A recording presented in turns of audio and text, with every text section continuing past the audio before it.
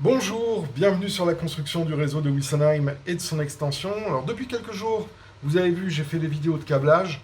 Je sens que ça va commencer un petit peu à saouler les gens. Donc du coup, comme maintenant j'ai quelques cantons qui sont opérationnels, on va les configurer dans Train Contrôleur. Donc je vais commencer avec vous un nouveau TCO pour vous montrer pas à pas comment on crée un TCO et comment on le lie à la centrale numérique, au système numérique qui pilote votre réseau. Donc là, vous allez voir, c'est assez simple. Je vais vous montrer étape par étape et ça changera un petit peu des vidéos de câblage. Allez, on y va. Bon, donc là, on a l'interface de Train Contrôleur. Et ici, on va dessiner un TCO simplifié avec quelques cantons, parce que je ne reprends pas le dessin de mon réseau pour le moment. Donc là, on va utiliser l'outil dessiner, et puis on va se faire les 4 voies de la gare cachée. Voilà. Ensuite, après, je vais prendre un aiguillage triple, qui n'est pas dans le bon sens. Donc, CTRL R pour le mettre dans le bon sens. Et je vais connecter ici. Voilà. Là, ici, voilà. Je me connecte à la voie. Et voilà. Donc, ensuite, après, j'ai un espace. On va prendre ça comme ça pour le moment. C'est simplifié, mais au moins, ça vous donne une indication. Donc, là, maintenant, j'ai bien mes différents aiguillages.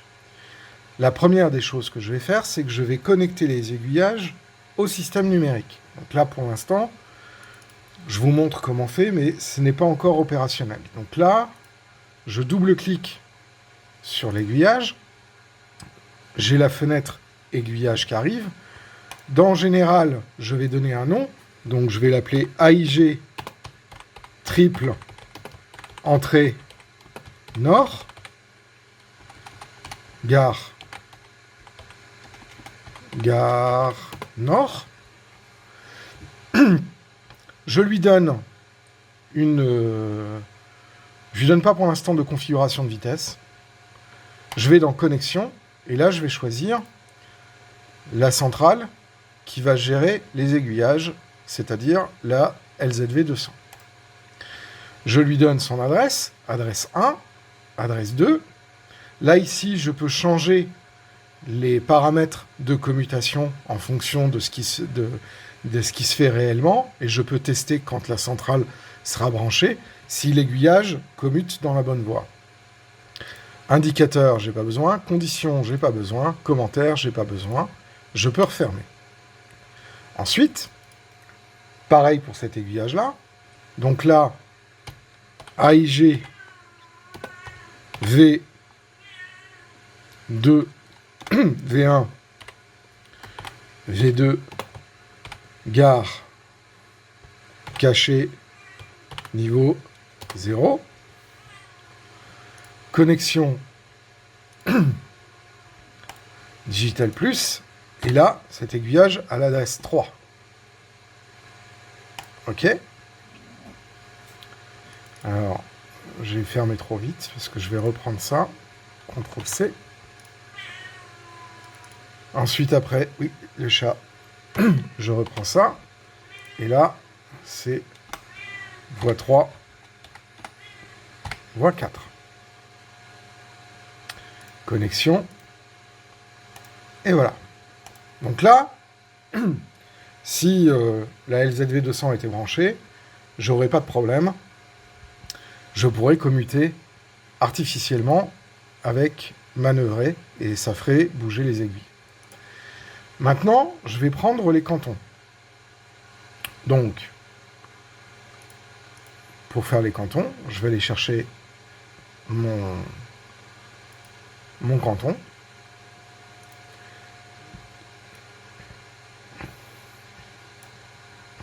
Que je vais appeler canton. Alors, pour plus de cohérence, je vais mettre canton. Je vais mettre le canton 1 ici. Ah, zut.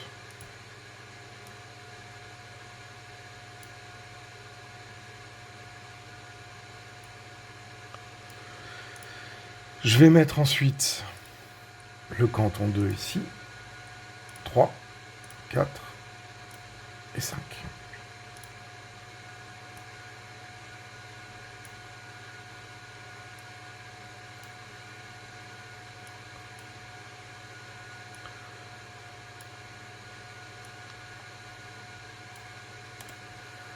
Voilà. Alors, je vais aller directement dans le canton où je sais qu'il y a déjà un train. Je vais double-cliquer ici, donc canton 4. Je vais laisser pour l'instant canton 4 comme ça.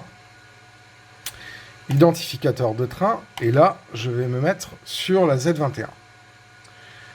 Et là, je sais que c'est l'adresse...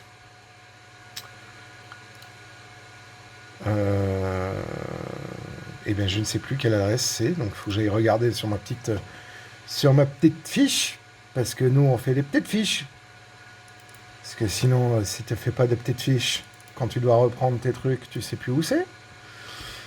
Donc, petite fiche, ma petite fiche. Vous ne voyez pas l'écran, hein, parce que c'est sur un autre écran. Là, c'est 65,7. Donc, c'est 1,7. Voilà. Donc là, c'est l'identification des trains qui sera envoyée par le module. OK. J'aurais pas dû faire OK, mais c'est pas grave. Là, je vais sur l'éditeur de canton et je vais mettre mon contact de rétrosignalisation.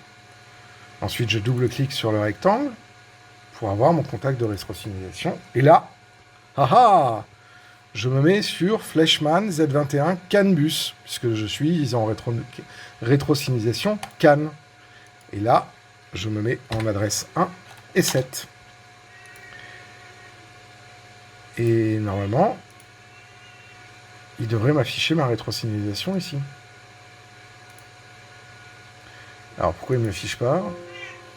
Parce que je ne suis pas connecté. Voilà. Et j'ai bien détecté un train. Ici. Donc, c'est plutôt pas mal. Donc là, ensuite, je vais connecter. Donc là, il me dit que la Z21 blanche n'est pas connectée. Oui, je suis au courant qu'elle n'est pas connectée. Donc là, pour l'instant, il ne m'a pas renvoyé l'information de quel est le train qui se trouve à cet endroit-là. Je vous reparlerai de la polarité dans une autre vidéo, parce que là, c'est un peu compliqué. Donc, eh ben, on va continuer à configurer les autres. Donc, on va prendre le canton 3. Le canton 3, c'est donc la voie 2. Voilà. Et dans l'éditeur de canton, je me connecte sur le CAN-bus et l'éditeur de canton, il est sur l'entrée 6. OK. OK. J'ai pas encore configuré les zones de ralentissement et tout ça. Vous inquiétez pas, pour l'instant, ça ne fera pas l'objet de cette vidéo. Hein. C'est simplement pour pouvoir vous montrer un petit peu l'état d'esprit du système. Donc voilà, je vais me connecter au CAN. Voilà. Voilà. Et puis, on va faire le canton 1. Et le canton 1, c'est lequel? C'est entrée, grille, nord 1. Donc, là. On reste en 1-1. Et ensuite, ici, on se connecte en 1-1. Voilà. Donc là, je vais aller chercher une locomotive.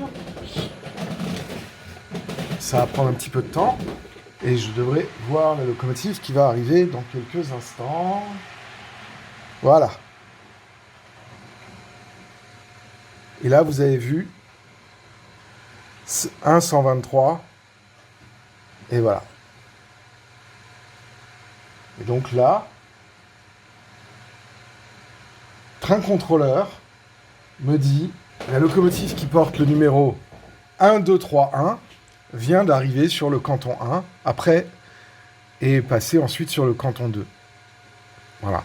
Et donc ça, c'est la rétrosignalisation CAN qui donne, en fait, ce retour d'information. C'est-à-dire qu'effectivement, j'ai bien la locomotive identifiée 1-231 qui passe de canton en canton. Donc ça, c'est tout l'intérêt de ça, c'est que du coup, le logiciel sait que le canton est occupé, et en plus, il connaît l'identification de la machine. Alors vous allez me dire, mais pourquoi sur le canton 4, il ne connaît pas l'identification de la machine? Parce qu'en fait, je ne me suis pas encore adressé à cette machine. Donc du coup, il ne sait pas, sait pas exactement qui est dessus, puisque pour l'instant, je n'ai encore jamais parlé avec la Z21 à la locomotive qui était sur le canton 4. Donc techniquement, il ne peut pas dire, voilà, sur le canton 4, j'ai, si je ne m'abuse, la 231. Voilà, ça il ne peut pas le savoir tant qu'il n'y a pas eu un mouvement et des ordres qui ont été donnés et que la locomotive 231 n'a pas renvoyé d'informations Railcom en disant « je suis là ». Ça, c'est normal au début. Une fois que toutes les locomotives sont enregistrées dans le système et ont été identifiées, à ce moment-là, il peut dire « ah j'ai bien la locomotive qui est détectée ». Alors là, ici, il faut remarquer que Train Contrôleur, pour l'instant, ne sait pas à quoi correspond cette 1-231, puisqu'il n'y a pas de fiche locomotive qui est liée à cette adresse. S'il y avait une fiche locomotive, j'aurais la gueule de la locomotive et j'aurais en plus le sens de la locomotive.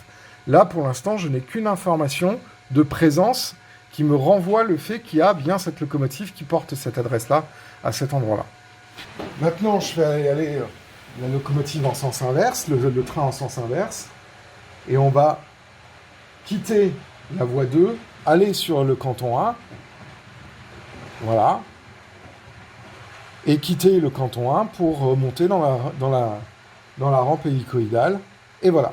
Et donc là, j'ai libéré les deux cantons, et on voit bien que la locomotive et son convoi ont totalement disparu du TCE. Donc ça, c'est le système qui est le plus sécurisé en termes de repérage, parce que, bien évidemment, on n'a plus d'incertitude pour savoir qui est réellement arrivé dans le canton. Maintenant, on va regarder un petit cas particulier, parce que je vous en ai parlé tout à l'heure, mais ça peut être intéressant. Dans l'identification des trains, vous avez donc l'appel du logiciel par rapport au retour Railcom. Vous avez donc l'adresse 1.7 qui correspond exactement à la même adresse du contact de rétrosignalisation. 1.7. Par contre, ce qui est important, c'est ça, la polarité. Normal, inverse ou off. Pourquoi? Parce que en fait, quand vous avez une polarité normale, Train Contrôleur considère que le train va dans ce sens-là. C'est-à-dire de la droite vers la gauche. Mais si maintenant, j'ai, mettons, sur mon TCO, une boucle,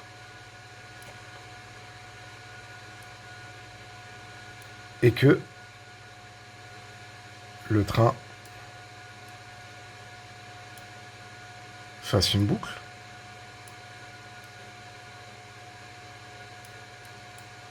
comme ça. Et que, ici, j'ai à nouveau un canton. Alors, c'est pas le tracé de Wissenheim, hein, mais c'est simplement pour vous montrer. Je vais avoir le canton 6. Alors, par souci, pour que ça puisse être marrant, je vais lier le canton 6 à la voie de montagne, donc qui a l'indication de 1. Et là, je me connecte avec le contact de 1. Et normalement, si je ne me suis pas trompé, voilà. J'ai mon retour de rétrosignalisation. Et Railcom a renvoyé l'adresse de la locomotive où se trouve actuellement la locomotive 1231. Parce que le système connaît cette locomotive. Il ne connaît pas celle-là, mais il connaît celle-là. Donc, il dit, ah bah, moi sur ce canton, Railcom me dit que c'est la 1231. Et donc, bah du coup, je sais exactement ce qui se passe. Sauf que, là, je vais plus de la droite vers la gauche. Donc, dans l'identification des trains, il faut que je dise à train contrôleur que l'identification est inverse. Comme ça, quand j'aurai ma fiche train qui sera renseignée, et ben là, ici, elle sera dans le bon sens, et quand elle va arriver ici, elle sera à nouveau dans le bon sens, elle ne sera pas inversée. Sinon, il me mettra la tête de la locomotive ici, comme ici. Alors que la tête de la locomotive, elle doit être là-bas, puisque j'ai fait un tour. Donc ça, c'est une petite subtilité qui va vous faire perdre des cheveux, ou vos cheveux vont devenir blancs, si vous n'avez pas bien configuré vos identifications de train et le sens, la polarité de l'identification. Alors, polarité, c'est une mauvaise traduction, en fait. Ils auraient dû dire sens logique et sens réel. Mais bon, ils ont choisi polarité, c'est une facétie de traduction. Mais voilà. Ici, vous avez un petit SEO qui représente effectivement, de façon très très éclatée, la gare cachée, quelque chose qui se passe ici que je n'ai pas renseigné, la voie de montagne, quelque chose qui se passe ici que je n'ai pas renseigné, et l'entrée sur les 4 voies du grill. Alors en fait, il y en a 2, hein, parce qu'après il y a un aiguillage, etc. Mais il y a un échangeur, mais ça c'est pas l'objet de cette vidéo. Voilà. Donc dans une petite vidéo, là, je vous ai montré la liaison entre le réseau physique et train contrôleur. Alors comme vous l'avez vu, là pour l'instant, on a été vraiment super basique. Je vous ai parlé simplement dans train contrôleur, comment je récupérais l'information de rétrosignalisation et comment le module CAN 10808 de Rocco permettait d'envoyer à la centrale et donc par la suite au logiciel de rétrosignalisation l'adresse connue d'une locomotive active. Je vous ai montré sur un TCO très simplifié comment une locomotive allait bouger de canton en canton et comment, grâce à la rétrosignalisation, le logiciel allait avoir une double certification. La première, la détection courant, qui renvoie l'information à la centrale en disant « sur la portion numéro un tel, j'ai un train qui est détecté ». Et ensuite, la rétrosignalisation Railcom, qui renvoie à la centrale le fait de dire « en plus, je sais quelle est la locomotive, et voici son numéro d'adresse de décodeur ». Et le logiciel, dans un troisième temps, lui dit « j'ai cette adresse, et dans ma base, je sais que cette adresse, c'est cette locomotive, et donc au lieu de vous afficher une adresse à la con, je vous affiche l'icône de la locomotive qui est choisie dans la fiche locomotive. » Donc, cette liaison-là, je ne vous l'ai pas montrée, parce que je n'avais pas créé en plus une fiche locomotive, etc. Mais c'est comme ça que ça fonctionne. Et effectivement, à ce moment-là, grâce à Railcom, Train Contrôleur a une double vérification. Il connaît une triple vérification. Il connaît l'itinéraire programmé que vous allez donner à cette machine, parce que vous faites des fiches d'itinéraire. 2, il a la confirmation de l'occupation du canton. 3, il a la confirmation que sur le canton qui est occupé, c'est bien une locomotive qui porte le numéro 1 231. Donc cette triple vérification permet au logiciel de confronter ce qui est attendu de ce qui se passe réellement sur le réseau. Et ça, c'est très intéressant. Mais effectivement, c'est énormément coûteux en bande passante pour la centrale. Et donc, effectivement, à partir du moment où on décorrèle la commande de signaux, l'attraction et la rétrosignalisation et la commande des effecteurs, on a un peu plus de marge de manœuvre pour les grands réseaux. Dans une prochaine vidéo, je vous parlerai des stratégies et des conventions de nommage pour vos modèles numériques, vos locomotives, mais pas que. Parce que vous allez voir que on va pouvoir attribuer des adresses, notamment sur la topologie Perfect Coach Lighting, et que ça va avoir une importance significative sur la façon dont vous nommez et vous allouez des adresses à vos locomotives. Voilà. J'espère que cette vidéo vous aura permis de vous éclairer un petit peu sur le mécanisme du fonctionnement de la rétrosignalisation de Railcom, rétrosignalisation sur le canal 2, et de la connexion avec un logiciel de MFAO comme train contrôleur. Si vous avez des questions, n'hésitez pas à les poser dans l'espace commentaire. N'hésitez pas non plus à vous abonner à la chaîne si ce n'est pas déjà fait, à cliquer sur la cloche pour être notifié lors des prochaines sorties, et flatter les algorithmes de YouTube en mettant un petit pouce vers le haut, ça me fait plaisir et ça permet de faire connaître la chaîne. Et moi je vous dis à très bientôt pour d'autres vidéos sur la construction du réseau de Wessenheim et de son extension.